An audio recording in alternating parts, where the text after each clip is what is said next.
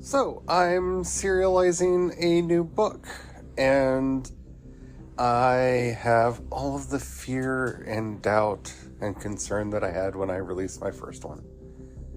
You'd think I'd be over this by now, but I'm not.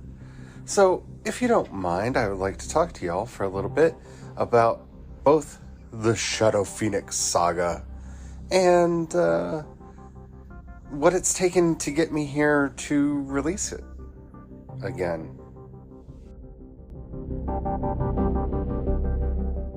Can you hear me? I have something to say.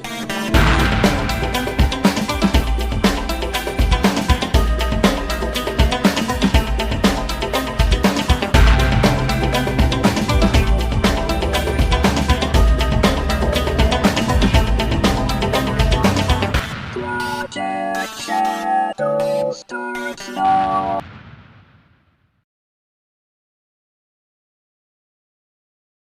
In a world of mystery and magic, danger lurks behind every turn and terrible threats lurk in the shadows, unseen by everyone. In the Savras Archipelago, the Windjammer, Maeve Lamborn, needs to land a new patron in the worst way. Low on supplies and desperately needing the armaments to survive the Descensian threat, she's willing to take any job. A mysterious stranger offers her a simple task for a huge payout: retrieve a stolen relic. She jumps at what sounds like easy money to refit and restock her ship. Then she discovers the easier the job, the more it might get them all killed. Check out the Shadow Phoenix Saga on ProjectShadow.com. New episodes every Tuesday.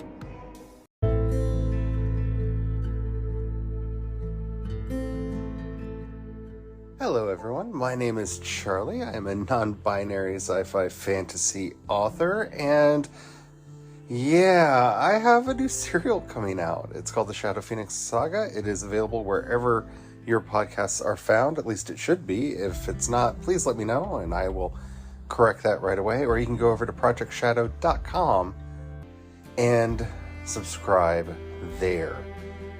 This is a big deal for me. This is a story that I love a lot, and some of you may be like, hey, Charlie, the name of this sounds familiar. Haven't you already done this? And the answer is yes, I guess. So yeah, the current swath of chapters that are coming out originally released on Kindle Vella. And I'm not going to rehash my adventures with Kindle Vella. You can check out either previous episodes of this podcast or head over to my YouTube channel and see my ups and downs with the platform. But long story short, they never went wide.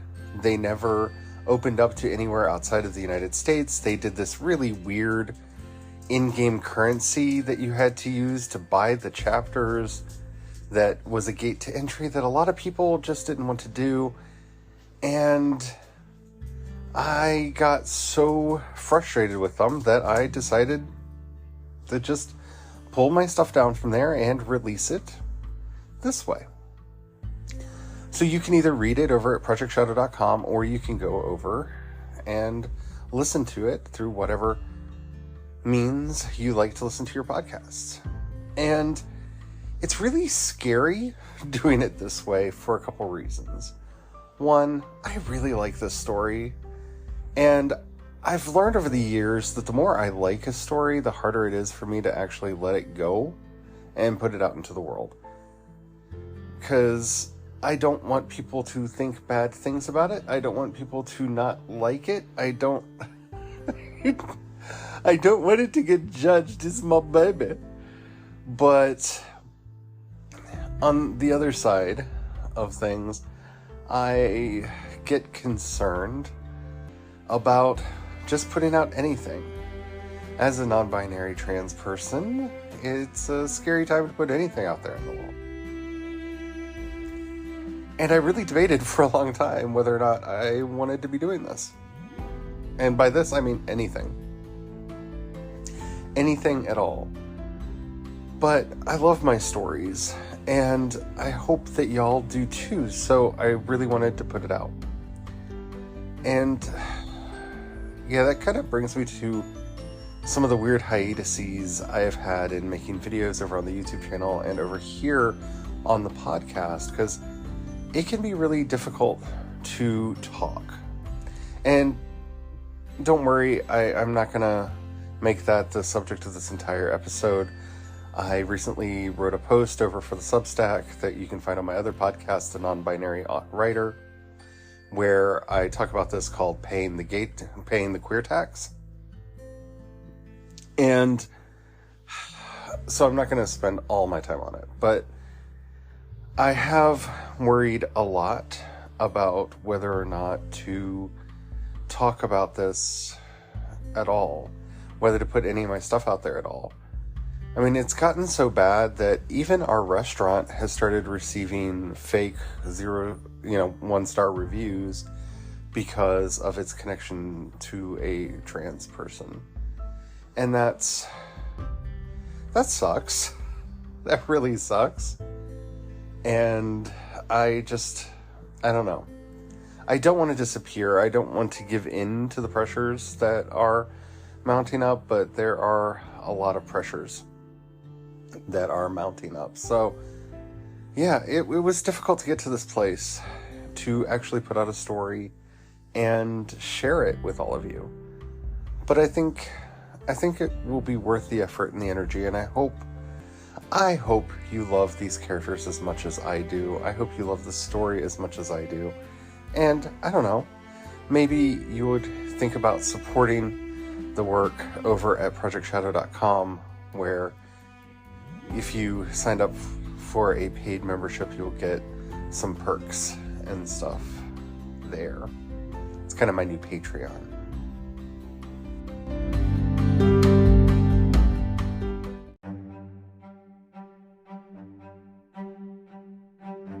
So the Shadow Phoenix Saga is going to tell the epic tale of the adventures of a group of ragtag heroes as they struggle and strive against the Shadow Phoenix Eterna as she attempts to invade their home. And I really don't know what else to say for spoilers right now. It's been part of the difficulty in talking about this series, is there are a lot of spoilers. And I'm trying to let things evolve on their own. Book 0, that we're in right now, the Prelude, Raid, starts us off meeting Maeve Lambourne and her crew on the OSV Buttercup as they are hired by Garland McGrath to go out and retrieve a relic that was stolen from the Nofrins by the Mephrei and return it to them. Sounds easy, doesn't it? All good fantasy stories start with a quest that sounds just ever so easy, and then snowballs and grows into other things. You can probably hear my cat in the background. She does this from time to time, but it's been hard for me to record, so I'm just going to roll through it, so I apologize for the kitty noises. I don't even know if they're going to make it through the noise filters, but I'm going to point them out just in case. So yeah, this story has been near and dear to my heart for a while. You may have heard me talk about the murder radishes and the magical furries. Yeah, that's the setting. This is my epic fantasy world where I am striving and struggling to create a fantasy setting that is free from the cis heteronormativity that we find in a lot of other fiction. And like with capitalism, where it's easier to imagine the end of the world than the end of capitalism, it's almost easier to imagine the end of the world than the end of cis heteronormativity, because we're just baked in it. It's just everywhere. And so, in trying to come up with a series and a setting where that is not even a little bit there, I'm not going to say that I have necessarily succeeded, because I want y'all's feedback. We have blind spots. We all have blind spots where we think that we're doing the right thing, we think that we're doing the good thing, and we done messed up. And in so many ways, that's one of the main themes of the Shadow Phoenix Saga.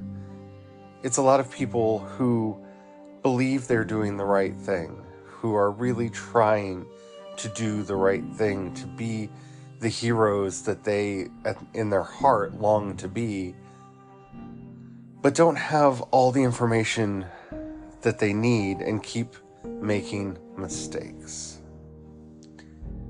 And I hope you love the story as much as I do. Now, I'm not vain enough to believe that there's anything original here. I'm pretty sure you could find antecedents for everything that I've done somewhere else in someone else's fiction, because there's just so much out there. But I have striven. I've worked really hard to not use many, if not most, of the magical species that one gets used to finding. With the exception of humans, I created all of the ethnic groups and species that we were going to be meeting, from the wonderful Tugwattles to the Sadas to the Nefrir. And I only included humans because I felt like there had to be humans in the story, though as we progress, they actually become less and less dominant in the tale. But of course there are dragons, because there have to be dragons, and there are some more recognizable creatures in the story. But I wanted it to be a queer story. And I'm kind of proud in that I feel like I succeeded in that. I'm not sure. I don't think we can ever be sure.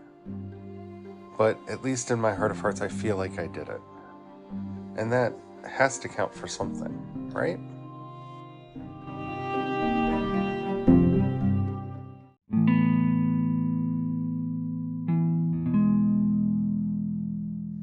It's a really interesting experience writing queer fiction when your community is under this kind of attack. The things that have been happening, Tennessee has outlawed drag, and my own state is about to outlaw cross-dressing. Yeah, it will soon be illegal to dress in clothing not fit for your assigned gender at birth here in Missouri. So that'll be fun, won't it? And it feels almost frivolous writing fiction through all this. It feels almost frivolous doing anything with all of this going on. But we have to remember, at least I have to remember, that we all have a role to play. I am not the most physically fit person in the world. I have knee trouble, I've got back trouble. Walking is not the easiest thing in the world for me. So being out on the streets, marching, protesting, all of that is not the easiest thing for someone like me to do. But I do have a voice. I have some talents, I hope. I've been told that they're talents. And so the best thing that I can do is use them and try my best to make these stories as powerful as I can, to make these worlds as real as I can, and to put my voice out into the universe as best as I can, in hopes that it will matter to someone. Because there's a lot that needs to be done in the fight. There's a lot that needs to be done in the struggle for equality, or at least non-discrimination, which I would take at the moment. Not like eternally, but you know, it'd be nice to have a break. And if my fiction does nothing, then give a little bit of respite to a queer activist. That's good. People need to refresh, restore, and develop resilience. If my fiction can help somebody who has to hide and be in the closet, even for a second, feel a little bit more themselves because they got to read a queer book, I did my part. If my fiction can change someone's mind and help them see queer people as people, then again, I've done my part. We have to find our own place in the struggle for equal rights and do that to the best of our ability. Not everyone is built in a way that we can be out there on the streets protesting, marching, pushing forward the agenda in that way. And look, I'm going to just embrace the agenda. I mean, the agenda is very simple. It's, could you please treat me as a human, please, please, and thank you, with a cherry on top, maybe even some whipped cream. There's nothing more nefarious than that, wanting to be treated equal. Whew, that riles some people up, doesn't it? But yeah, I just want to do my part. And I have no illusions that I'm doing a big part. But we don't have to always be doing the big part. We just have to do our part. And as long as each of us is doing our part, then we'll get there in the end. See, the thing that they're trying to do is to shut us down, to silence us, to make us quiet. And if they succeed in that, they win. And we can't let them succeed in that. So even with as little energy as I have, with as little strength as I have, I'm going to push through, and we're going to get there.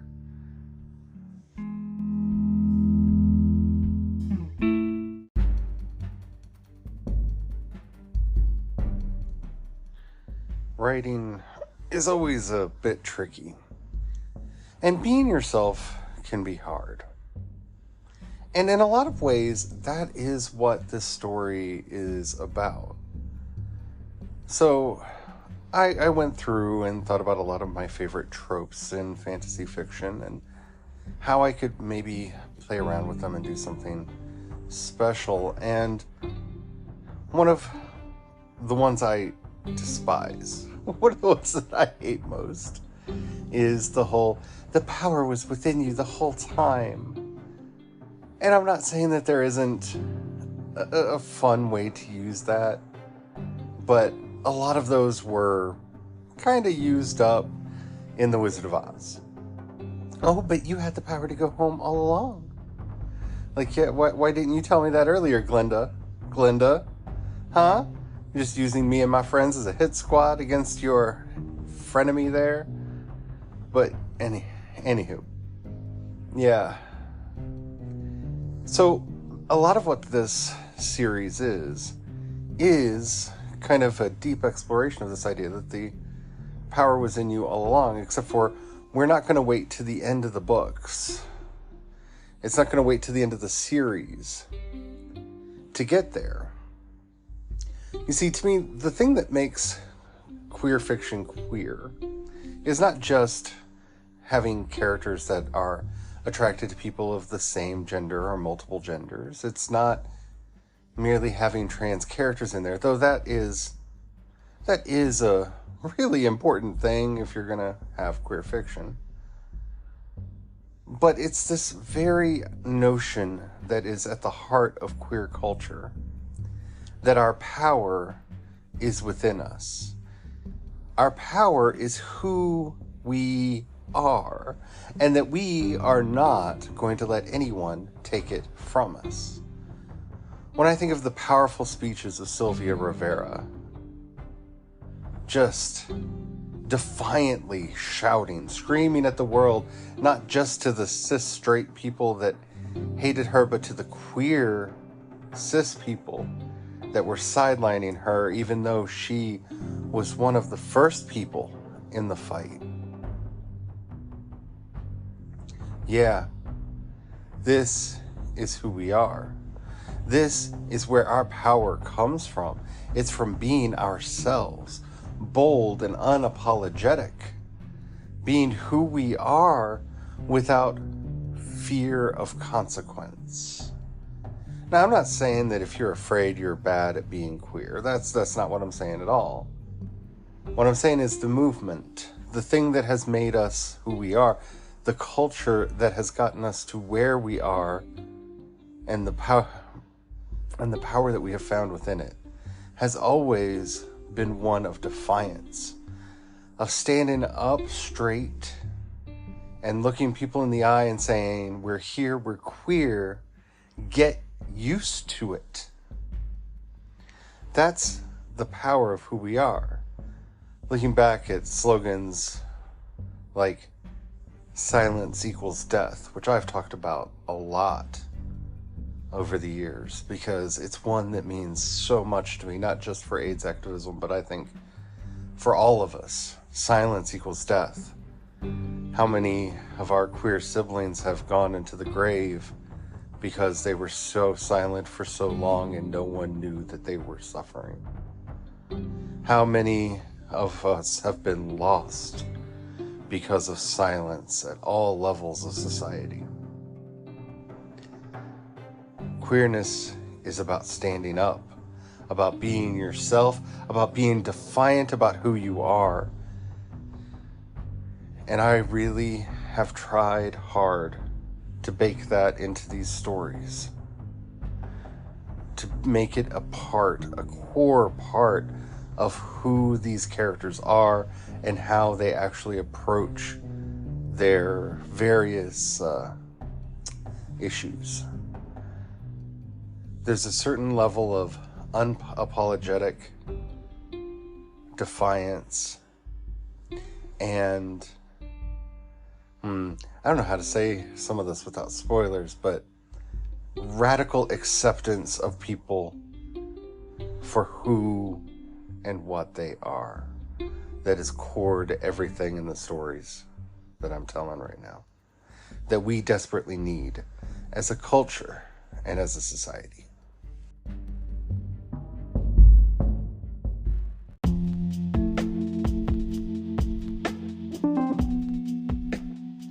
I don't want to give the wrong impression. I don't want anybody to think that I am trying to go for sympathy or the oh woe is me, because I'm not. I'm really not. I have it a lot easier than a lot of people out there. I'm not Abigail Thorne or Jesse Earl, who are just getting hate from every corner for no good reason. And there's so many other names that I could mention, but that's not what this is today. This is not a long list of people that are being unfairly attacked, even though Sophie from Mars just got unfairly attacked in the British press again. Yeah, it's difficult. And it just, when you know that there's a good chance that if you stick your head up above water, it's going to get chopped off. You ask yourself, do I want to stick my head up? Do I want to do that? But the other option is drowning.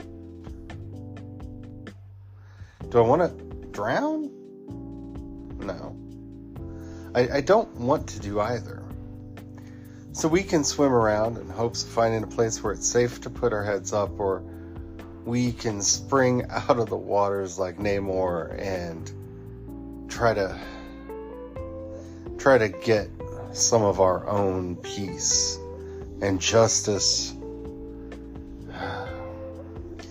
But even that feels so far away sometimes. Even that feels so far away. And it's going to be a long road. None of us believes anything other than that. But we'll get there. And so more than anything, I want to be putting hope, punk out into the world. I want my characters facing insane, if not impossible seeming odds. And I want them to be able to push through all of that with a hope that just won't die. See, the problem that I have with grimdark fiction is that it tells us to just give up. Grimdark is a tool of control to get us to accept things as they are. Nothing's going to change. Nothing's ever going to get better. Nothing's going to improve. Just accept that everything is horrible and move on. Give in to the power and the powerful and let them have what they want. And I'm not here for that. I'm not here for that. Look, can we make changes? Yes. Are they slow sometimes? Most of the time, yes. Are they painful to get to? Yes. Are they hard to reach? Yes. But nothing that is worth doing in life is easy. And while yes, that is a cliche, it's a cliche because it's true. I'm against this grimdark bullshit that has been forced on us over and over and over again by so many that just want us to put our heads down and accept the suffering, to accept the pain. I'm not going to do that. And I hope that you don't do that either. Is life hard? Yes, life is hard. But there's always hope. There's always something to strive towards. There's always something to work towards. And if we're not striving, if we're not pushing, if we're not cultivating an active living hope, which is not some feeling that can be taken away from us, but a concrete idea of where we want to get to that gets us up every day and motivates us to move forward, we're never going to get to where we want to go. Yeah, it's hard. Yeah, it's difficult. Yeah, it's tricky to get to where we want to get to. But if we're not fighting, we'll never get there. And the powers that be don't want us in the struggle. They don't want us pushing back against any of their whims and desires. So we just got to push anyway.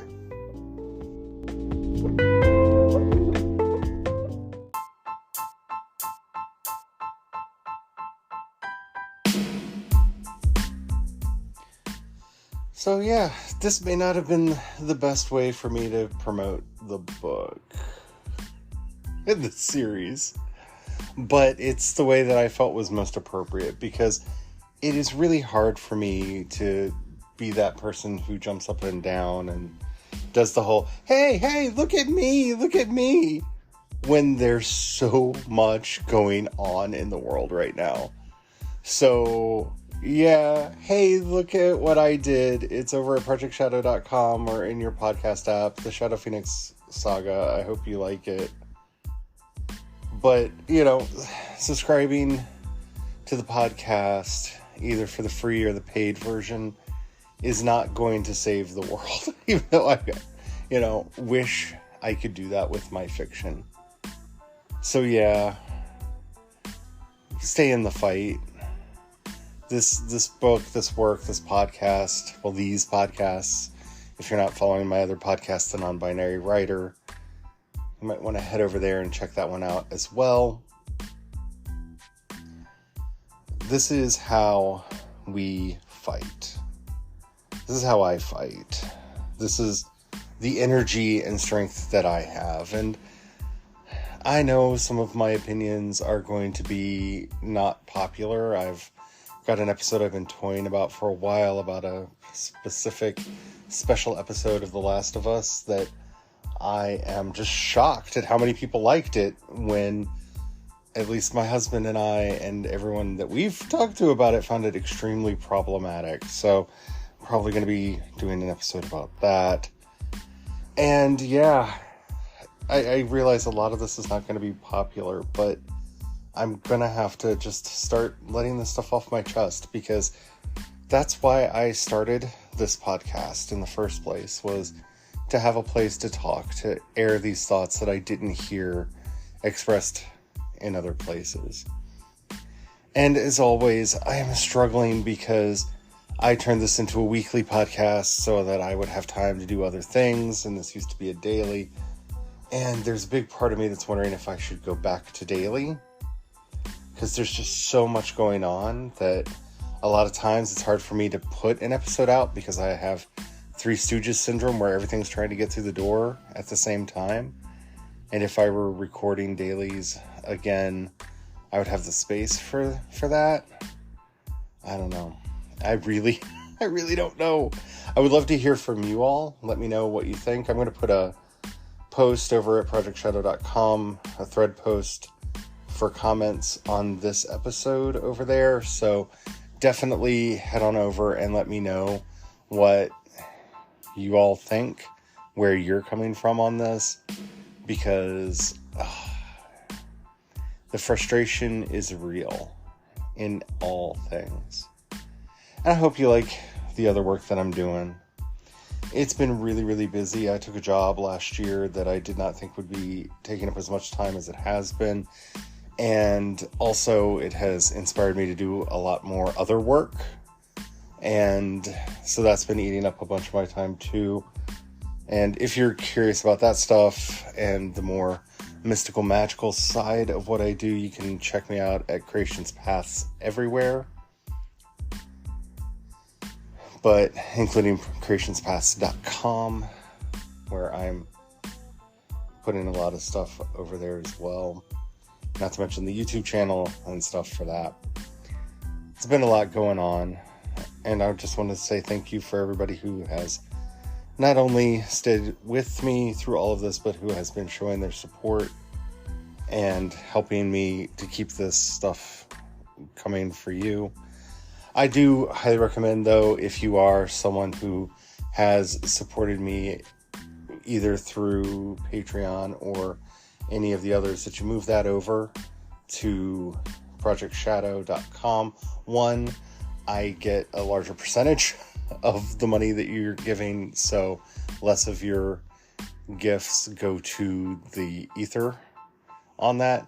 But also, that's where I'm going to be delivering a lot of additional content. So, for example, for the Shadow Phoenix Saga podcast, every episode of the story is free, but is joined with a companion episode where I go on a deep dive into that chapter, into why it was written, why things happened the way they did, just a full behind the scenes episode for each chapter.